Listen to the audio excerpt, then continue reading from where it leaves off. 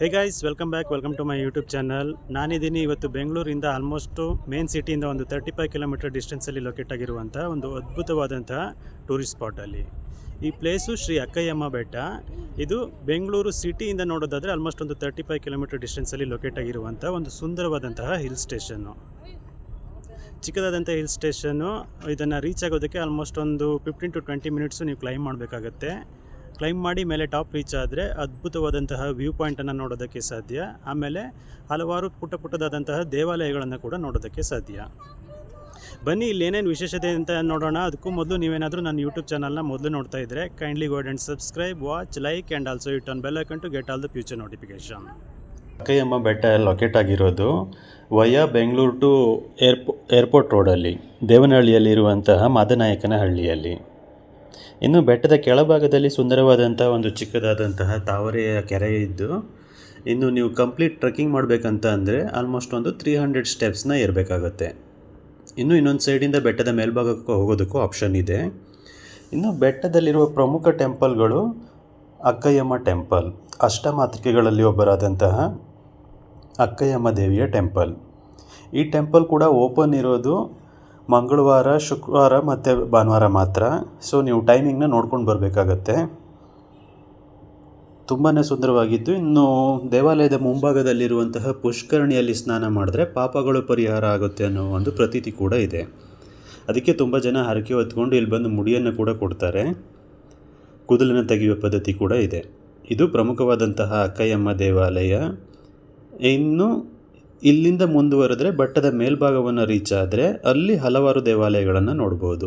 ಪ್ರಮುಖವಾದಂತಹದ್ದು ಒಂದು ಸುಂದರವಾದಂತಹ ಶ್ರೀರಾಮಾಲಯ. ಇದು ಕೂಡ ಟೈಮಿಂಗ್ ಇದೆ. ಸೊ ಸ್ಪೆಸಿಫಿಕ್ ಟೈಮಲ್ಲಿ ಬಂದರೆ ಮಾತ್ರ ನಿಮಗೆ ದರ್ಶನ ಪಡೆಯೋದಕ್ಕೆ ಸಾಧ್ಯ. ಶ್ರೀರಾಮಾಲಯ, ಅದನ್ನು ಮುಂದುವರ್ಕೊಂಡು ಹೋದರೆ ಇನ್ನೂ ಸುಂದರವಾದಂತಹ ಒಳಭಾಗದಲ್ಲಿ ಅಷ್ಟಮಾತೃಕೆಯರ ದೇವಾಲಯ ಕೂಡ ಇದೆ. ಇದೂ ತುಂಬಾ ಸುಂದರವಾಗಿದೆ. ಇನ್ನು ಪ್ರಮುಖವಾದಂತಹ ಇನ್ನೊಂದು ದೇವಾಲಯ ದೊಡ್ಡದಾದಂತಹ ಆಲದ ಮರದ ಪಕ್ಕದಲ್ಲಿರುವಂತಹ ಭೀಮೇಶ್ವರ ಟೆಂಪಲ್, ಭೀಮೇಶ್ವರ ದೇವಾಲಯ. ಇದರ ಬ್ಯೂಟಿ ಏನಂದರೆ, ದೊಡ್ಡದಾದಂತಹ ಹಿಂಭಾಗದ ರಾಕ್ನ ಕೆಳಭಾಗದಲ್ಲಿ ಈ ದೇವಾಲಯವನ್ನು ಕಟ್ಟಲಾಗಿದೆ. ಇದು ತುಂಬಾ ದೊಡ್ಡದಾದಂತಹ ಒಂದು ಕಲ್ಲು. ಅದರ ಕೆಳಭಾಗದಲ್ಲಿ ಭೀಮೇಶ್ವರ ದೇವಾಲಯವನ್ನು ಕಟ್ಟಲಾಗಿದೆ. ಇನ್ನು ಬೆಟ್ಟದ ಅದ್ಭುತವಾದಂತಹ ವ್ಯೂ ಪಾಯಿಂಟ್ನ ಜೊತೆಗೆ ಇಲ್ಲಿ ಸುಂದರವಾದಂತಹ ದೊಡ್ಡದಾದಂತಹ ಕಲ್ಲು ಬಂಡೆಗಳನ್ನು ಕೂಡ ನೋಡೋದಕ್ಕೆ ಸಾಧ್ಯ. ಹಾಗೆ ಹಲವಾರು ಹಿಡನ್ ಗುಹೆಗಳು ಕೂಡ ಒಳಭಾಗದಲ್ಲಿ ನೋಡೋದಕ್ಕೆ ಸಾಧ್ಯ. ನೀವು ಇಲ್ಲಿ ಮೇನ್ಲಿ ಜನ ಬರೋದು ಒಂದು ಸುಂದರವಾದಂತಹ ವ್ಯೂ ಪಾಯಿಂಟನ್ನು ನೋಡೋದಕ್ಕೆ, ಟ್ರೆಕ್ಕಿಂಗ್ಗೆ. ಆಮೇಲೆ ಬೆಂಗಳೂರಿನಿಂದ ನಿಯರ್ ಆಗಿರೋ ಪ್ಲೇಸ್ ಆಗಿರೋದ್ರಿಂದ ಒನ್ ಡೇ ಶಾರ್ಟ್ ಡ್ರೈವ್ ಅಂತ ಬರೋದಾದರೆ ಇದೊಂದು ಅದ್ಭುತವಾದಂತಹ ಪ್ಲೇಸು. ಇಲ್ಲಿನ ಅಮೇಝಿಂಗ್ ವ್ಯೂ ಪಾಯಿಂಟ್ ಅಂತೂ ಇನ್ನೂ ತುಂಬಾ ಚೆನ್ನಾಗಿದೆ. ಇನ್ನು ಬೆಂಗಳೂರಿಂದ ಒನ್ ಡೇ ಟ್ರಿಪ್ಪಿಗೆ ಪ್ಲ್ಯಾನ್ ಮಾಡ್ಕೊಂಡು ಬರೋದಾದರೆ ಈ ಪ್ಲೇಸನ್ನು ಮಿಸ್ ಮಾಡೋಕ್ಕೆ ಹೋಗಬೇಡಿ. ತುಂಬಾ ಅದ್ಭುತವಾಗಿದೆ. ಇಲ್ಲಿ ಯಾವುದೇ ರೀತಿಯಾದಂತಹ ಎಂಟ್ರೆನ್ಸ್ ಫೀಸ್ ಇಲ್ಲ. ಸೊ ನೀವು ಯಾವ ಟೈಮಲ್ಲಿ ಬೇಕಾದರೂ ರಿವಿಸಿಟ್ ಮಾಡ್ಬೋದು.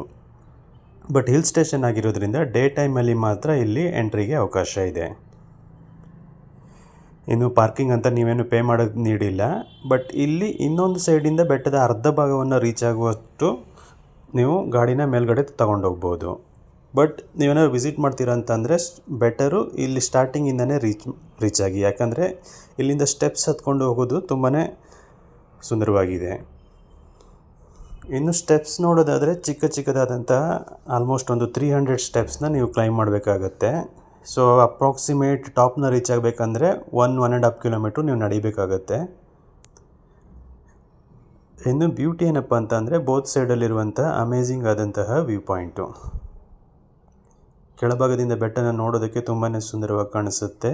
ಇನ್ನು ಲೆಫ್ಟ್ ಸೈಡಲ್ಲಿ ಒಂದು ಸುಂದರವಾದಂತಹ ಚಿಕ್ಕ ಕೆರೆ ಕೂಡ ಇದೆ. ಕೆರೆನೇನು ತುಂಬ ಅಭಿವೃದ್ಧಿಪಡಿಸಿರೋದಲ್ಲ, ಯಾಕಂದರೆ ಬರೀ ತಾವರೆ ಕೆರೆ ಹೂಗಳನ್ನು ಮಾತ್ರ ಇಲ್ಲಿ ನೋಡೋದಕ್ಕೆ ಸಾಧ್ಯ. ಇನ್ನು ಪರ್ಟಿಕ್ಯುಲರ್ ಟೈಮಲ್ಲಿ ನೀವು ವಿಸಿಟ್ ಮಾಡಿದ್ರೆ ಸುಂದರವಾದಂತಹ ತಾವರೆ ಹೂಗಳನ್ನು ಕೂಡ ಇಲ್ಲಿ ನೋಡೋದಕ್ಕೆ ಸಾಧ್ಯ. ಇದು ಬೆಟ್ಟದ ಬಿಗಿನಿಂಗಲ್ಲಿ ಇರುವಂತಹದ್ದು. ಅಕ್ಕಯ್ಯಮ್ಮನ ಬೆಟ್ಟದ ಬಿಗಿನಿಂಗ್ ಕೆಳಭಾಗದಲ್ಲಿರುವಂತಹ ತಾವರೆಯ ಕೆರೆ.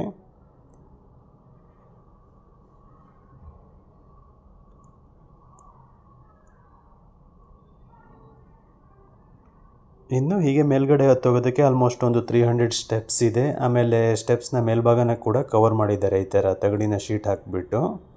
ಸೊ ರೈನಿ ಸೀಸನಲ್ಲಿ ಬಂದ್ರೂ ಏನು ಅಫೆಕ್ಟ್ ಆಗಲ್ಲ. ಸೊ ನೀವು ಈಸಿಯಾಗಿ ಮೇಲ್ಗಡೆಗೆ ನಡ್ಕೊಂಡು ಹೋಗ್ಬೋದು.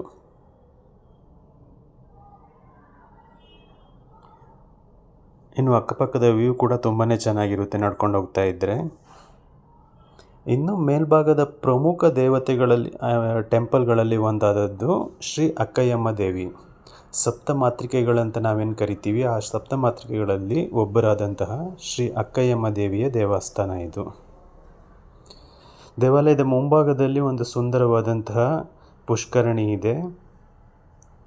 ಇನ್ನು ದೇವಾಲಯವನ್ನು ತುಂಬಾ ಸುಂದರವಾಗಿ ಕಟ್ಟಿದ್ದಾರೆ. ಆದರೆ ಇದಕ್ಕೆ ಸ್ಪೆಸಿಫಿಕ್ ಆದ ಟೈಮಿಂಗ್ ಕೂಡ ಇದೆ.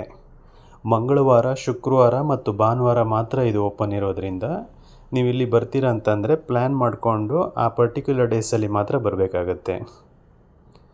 ಇಲ್ಲಿ ಇನ್ನೊಂದು ಪ್ರತೀತಿ ಏನಪ್ಪ ಅಂತ ಅಂದರೆ, ಈ ಪವಿತ್ರವಾದಂತಹ ಪುಷ್ಕರಣಿಯಲ್ಲಿ ಸ್ನಾನ ಮಾಡಿದ್ರೆ ನೀವು ಮಾಡಿರೋ ಪಾಪಗಳೆಲ್ಲ ತೊಳೆದು ಹೋಗುತ್ತೆ ಅನ್ನೋ ಒಂದು ಪ್ರತೀತಿ ಇದೆ. ಇನ್ನು ಇಲ್ಲಿ ಹರಕೆ ಹೊತ್ಕೊಂಡು ಜನ ಬಂದು ಕೇಶಮುಂಡನವನ್ನು ಕೂಡ ಮಾಡ್ತಾರೆ.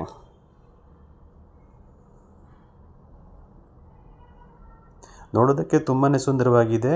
ಕಲ್ಲಿನ ಒಳಭಾಗದಲ್ಲಿರುವಂಥ ಒಂದು ಸುಂದರವಾದಂತಹ ದೇವಾಲಯ ಇದು.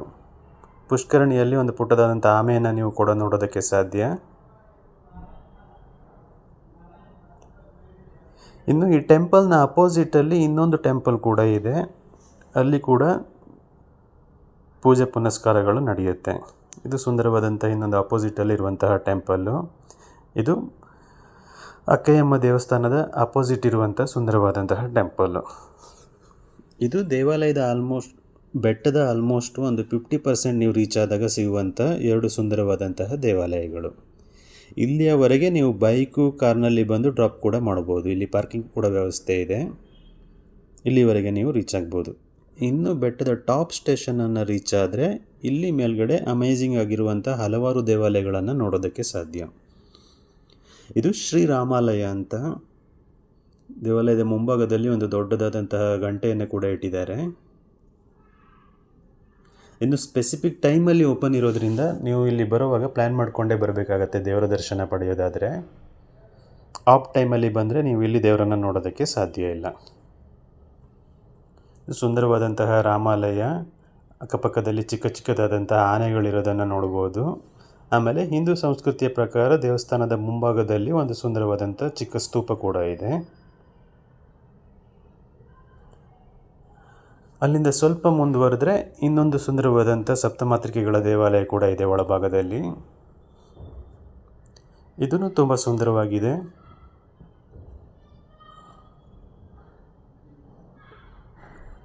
ಇಲ್ಲೂ ಕೂಡ ಒಂದು ಚಿಕ್ಕದಾದಂಥ ಗಂಟೆ ಮತ್ತು ಸ್ತೂಪಗಳನ್ನು ನೀವು ನೋಡ್ಬೋದು. ಇನ್ನು ಬೆಟ್ಟದ ಹಿಲ್ ಟಾಪ್ನಲ್ಲಿರುವ ಪ್ರಮುಖ ದೇವಸ್ಥಾನಗಳಲ್ಲಿ ಇನ್ನೊಂದಾದಂತಹ ಶ್ರೀ ಭೀಮೇಶ್ವರ ದೇವಾಲಯ ಇದು. ತುಂಬಾ ಅದ್ಭುತವಾಗಿ ಕಟ್ಟಿದ್ದಾರೆ. ಇದರ ಬ್ಯೂಟಿ ಏನಪ್ಪ ಅಂತಂದರೆ, ಬ್ಯಾಕ್ ಸೈಡಲ್ಲಿ ತುಂಬ ದೊಡ್ಡದಾದಂತಹ ಒಂದು ರಾಕ್ ಇದೆ. ಅಂದರೆ ದೊಡ್ಡದಾದಂಥ ಒಂದು ಕಲ್ಲು ಬಂಡೆಯ ಕೆಳಭಾಗದಲ್ಲಿ ಕಟ್ಟಿರುವಂಥ ಒಂದು ಸುಂದರವಾದಂತಹ ದೇವಾಲಯ ಇದು ಶ್ರೀ ಭೀಮೇಶ್ವರ ದೇವಾಲಯ. ತುಂಬಾ ಸುಂದರವಾಗಿದೆ. ಒಂದು ನಂದಿ ಕೂತ್ಕೊಂಡು ಶಿವನನ್ನು ಒಳಗಡೆ ನೋಡ್ತಾ ಇದೆ ಅನ್ನೋ ಒಂದು ಪ್ರತೀತಿ ಕೂಡ ಇದೆ. ಭೀಮ ಮತ್ತು ಈಶ್ವರ, ಭೀಮೇಶ್ವರ ಅಂತ ಈ ದೇವಾಲಯದ ಹೆಸರು. ಇಲ್ಲಿ ಒಂದು ದೊಡ್ಡದಾದಂಥ ಆಲದ ಮರ ಇದೆ. ಆಲದ ಮರದ ಪಕ್ಕದಲ್ಲಿ ದೇವಾಲಯವನ್ನು ನೀವು ನೋಡೋದಕ್ಕೆ ಸಾಧ್ಯ. ತುಂಬಾ ಸುಂದರವಾಗಿದ್ದು ಜನರು ತುಂಬ ಹರಕೆಯನ್ನು ಹೊತ್ಕೊಂಡು ಇಲ್ಲಿಗೆ ಬರ್ತಾರೆ.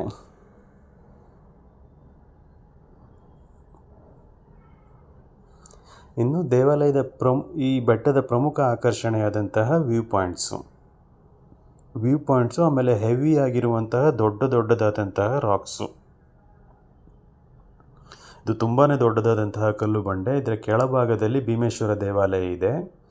ಇನ್ನು ಅಕ್ಕಪಕ್ಕದಲ್ಲಿ ಅದೇ ರೀತಿಯ ಚಿಕ್ಕದಾದಂತಹ ದೊಡ್ಡ ಕಲ್ಲುಗಳನ್ನು ನೀವು ನೋಡೋದಕ್ಕೆ ಸಾಧ್ಯ. ಕಲ್ಲುಗಳು ಆಮೇಲೆ ಅಮೇಝಿಂಗ್ ಆಗಿರುವಂತಹ ವ್ಯೂ ಪಾಯಿಂಟನ್ನು ನೋಡೋದಕ್ಕೆ ಸಾಧ್ಯ. ಈ ಕಲ್ಲಿನ ಶೇಪ್ಗಳನ್ನು ನೋಡಿದ್ರೆ ತುಂಬಾ ಅಮೇಝಿಂಗ್ ಆಗಿದೆ. ಇನ್ನು ಇದು ರೈಟ್ ಸೈಡಲ್ಲಿರುವಂತಹ ದೊಡ್ಡದಾದಂತಹ ಕಲ್ಲು ಬಂಡೆ. ಈ ಇದರ ಕೆಳಭಾಗದಲ್ಲೇ ಭೀಮೇಶ್ವರ ದೇವಾಲಯವನ್ನು ನೀವು ನೋಡೋದಕ್ಕೆ ಸಾಧ್ಯ.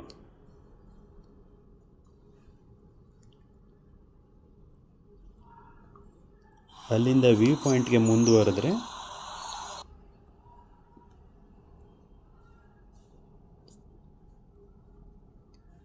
ಇನ್ನೊಂದು ದೊಡ್ಡದಾದಂತಹ ರಾಕನ್ನು ನೀವು ನೋಡೋದಕ್ಕೆ ಸಾಧ್ಯ. ಇದು ಕೂಡ ತುಂಬಾ ಸುಂದರವಾಗಿದೆ. ಆಮೇಲೆ ಕೆಳಭಾಗದಲ್ಲಿ ಚಿಕ್ಕದಾದಂತಹ ಒಂದು ಗುಹೆಯ ರಚನೆ ಕೂಡ ಇದೆ. ಒಳಗಡೆ ಪ್ರವೇಶವನ್ನು ಕೊಟ್ಟಿಲ್ಲ, ಆದ್ರೂ ನೀವು ಹೋಗಿ ಪಕ್ಕದಲ್ಲಿ ನಿಂತು ನೋಡ್ಬೋದು. ಚಿಕ್ಕದಾದಂಥ ಗುಹೆಯ ಆಕಾರದಲ್ಲಿ ಇದನ್ನು ನಿರ್ಮಾಣ ಮಾಡಿದ್ದಾರೆ. ಸೊ ಮುಂದೆ ತೆಳ್ಕೊಂಡು ಹೋಗುವಂಥ ವ್ಯವಸ್ಥೆ ಇದೆ, ಆದರೆ ರಿಸ್ಕ್ ತಗೊಳಕ್ಕೆ ಹೋಗಿಲ್ಲ ನಾನು.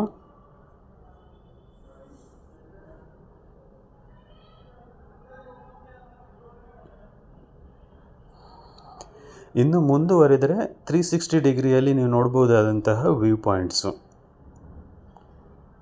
ಇದು ಚಿಕ್ಕದಾದಂಥ ಹಿಲ್ ಸ್ಟೇಷನ್ ಆಗಿರೋದ್ರಿಂದ ಇಲ್ಲಿ ನಿಂತ್ಕೊಂಡು ನೋಡಿದ್ರೆ ಆಲ್ಮೋಸ್ಟು ಅರ್ಧ ಬೆಂಗಳೂರು ಕಾಣಿಸುವಷ್ಟು ನಿಮಗೆ ವಿಶಾಲವಾದ ಜಾಗವನ್ನು ನೀವು ಕವರ್ ಮಾಡ್ಬೋದು. 360 ಡಿಗ್ರಿಯಲ್ಲಿ ನೋಡ್ಬೋದು. ಜನ ಮೇನ್ಲಿ ಇಲ್ಲಿಗೆ ವಿಸಿಟ್ ಮಾಡೋದು ಒಂದು ದೇವಾಲಯಗಳನ್ನು ದರ್ಶನ ಮಾಡೋದಕ್ಕೆ, ಟ್ರೆಕ್ಕಿಂಗ್ಗೆ, ಆಮೇಲೆ ಇಲ್ಲಿ ನಿಂತು ನೋಡ್ಬೋದಾದಂತಹ ಅಮೇಝಿಂಗ್ ಆಗಿರುವಂತಹ ವ್ಯೂ ಪಾಯಿಂಟ್ಗೆ.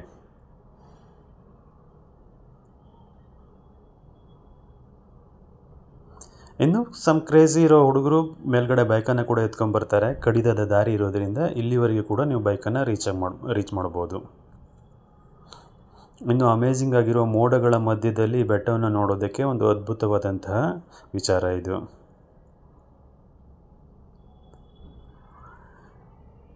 ಇನ್ನು ಬೆಟ್ಟದ ಕೆಳಭಾಗದಲ್ಲಿ ಒಂದು ದೊಡ್ಡದಾದಂತಹ ಕೆರೆ ಕೂಡ ಇರೋದರಿಂದ ಮೇಲ್ ನಿಂತು ಲೇಕ್ ವ್ಯೂನ ನೋಡೋದಕ್ಕೆ ಇನ್ನೂ ಅಮೇಝಿಂಗ್ ಆಗಿರುತ್ತೆ.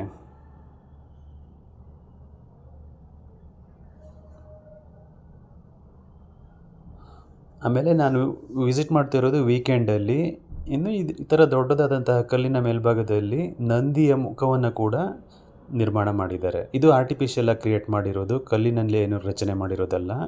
ಕಲ್ಲಿನ ಮೇಲ್ಭಾಗದಲ್ಲಿ ಈ ಥರ ನಂದಿಯ ಮುಖವನ್ನು ಕೆತ್ತಿದ್ದಾರೆ ಅಷ್ಟೇ. ಕೆತ್ತಿರೋದಕ್ಕಿಂತ ಇದು ಅಂಟಿಸಿರೋ ಥರ ಭಾಸವಾಗ್ತಾ ಇದೆ.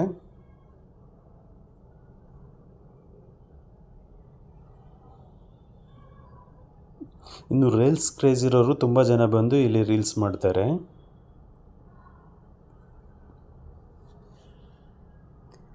ಸೊ ನೀವೇನಾದರೂ ಬೆಂಗಳೂರಿಂದ ಒನ್ ಡೇ ಟ್ರಿಪ್ಗೆ, ಎಸ್ಪೆಷಲಿ ಇದು ಪ್ಲೇಸ್ ಇರೋದು ಬೆಂಗಳೂರಲ್ಲೇ ಆದ್ರೂ ಒನ್ ಡೇ ಒಂದು ಶಾರ್ಟ್ ಡ್ರೈವ್ಗೆ ಅಂತ ಬರ್ತೀರಾ ಅಂತ ಅಂದರೆ Akkayyamma hills is on amazing place. ನೀವು ಮಸ್ಟ್ ವಿಸಿಟ್ ಮಾಡ್ಬೋದಂಥ ಒಂದು ಸುಂದರವಾದಂತಹ ಪ್ಲೇಸ್ ಇದು. ಯಾವುದೇ ರೀತಿಯಾದಂಥ ಗೌಜು ಗದ್ದಲ ಇಲ್ಲದೇನೆ ಜನರ ದಟ್ಟಣೆಯಿಂದ ಸ್ವಲ್ಪ ದೂರದಲ್ಲಿರ್ಬೋದಾದಂಥ ಒಂದು ಸುಂದರವಾದಂತಹ ಪ್ಲೇಸ್ ಇದು.